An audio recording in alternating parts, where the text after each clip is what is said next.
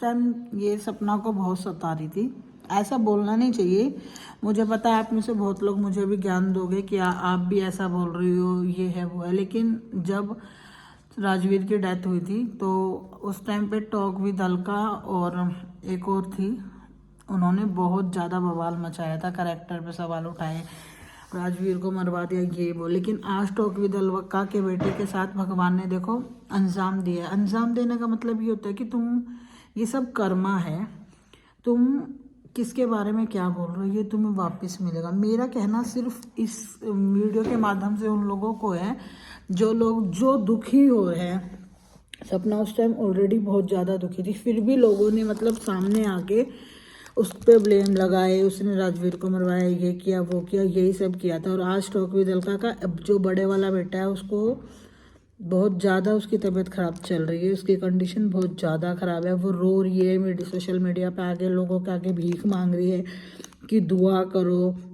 उस टाइम बहुत लोगों ने उसे कहा था कि मतलब तुम ऐसा मत बोलो, पर उसे समझ में नहीं आ रहा था। क्यों?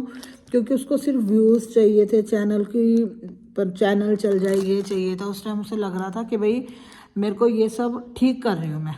लेकिन आज जो ये सब उसके पास घूम के आ रहा है ना, ये वापस उसके कर्म ही है जो उसके पास आ रहे हैं। भगवान उससे प्रायश्चित करवा रहा है।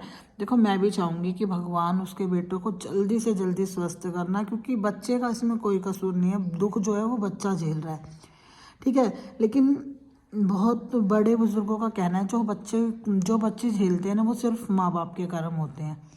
हम जो झेल रहे हैं वो हमारे माँ बापों के कहीं ना कहीं कर्म रहे होंगे, तो कर्मा वापस जरूर आता है। इस वीडियो के माध्यम से मैं यही कहना चाहूँगी सब, क्योंकि सपना के साथ जब हुआ था तो मतलब किसी औरत के लिए इमेजिन करना भी बहुत बुरा होगा कि भाई वो किस दर्द से गुजर रही है। पहले उसके साथ हुआ, फिर विद इन 1 ईयर उसके साथ दोबारा वो ही एक्सीडेंट होता है।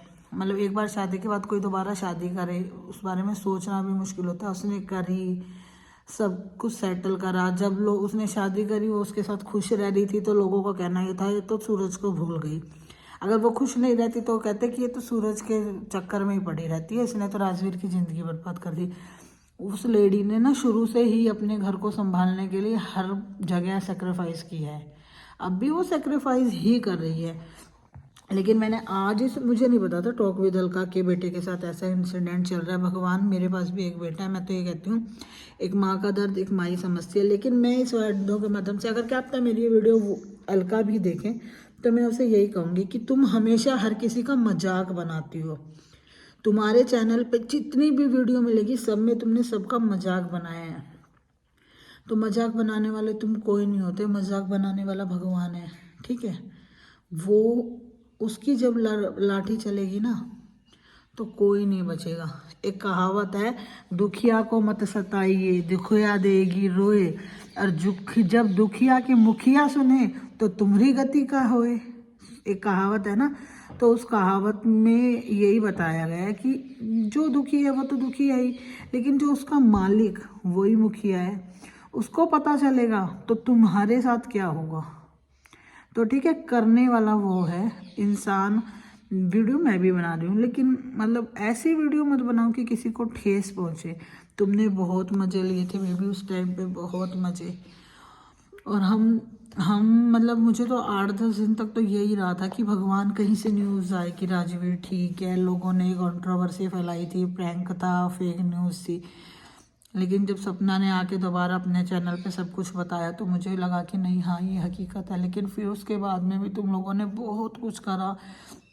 सपना ने राजवीर को मारा है, फिर कोई अपनी ननद, कोई भाभी, कोई कुछ मतलब उसके साथ इतनी कंट्रोवर्सी उस कंडीशन में करी थी जिस कंडीशन में मतलब एक औरत अपने आप को ये रियलाइज़ करती रहती है कि मेरे साथ क्या हो गया। और उस टाइम पे तुम लोग कंट्रोवर्सी कर रहे थे, ठीक है। तो अब भगवान ने जब छोटी सी कंट्रोवर्सी करी तब दर्द हुआ ना। तो यही है, मत किया करो ऐसे, कोई काम मत किया करो जिससे भगवान को भी बुरा लगे और वो तुम्हें उसका कर्म भुगताने लगे। तो ऐसा कोई कर्म ही मत करो कि तुम्हें कर्म भुगतना पड़े। कर्म दंड तो मिलता ही है।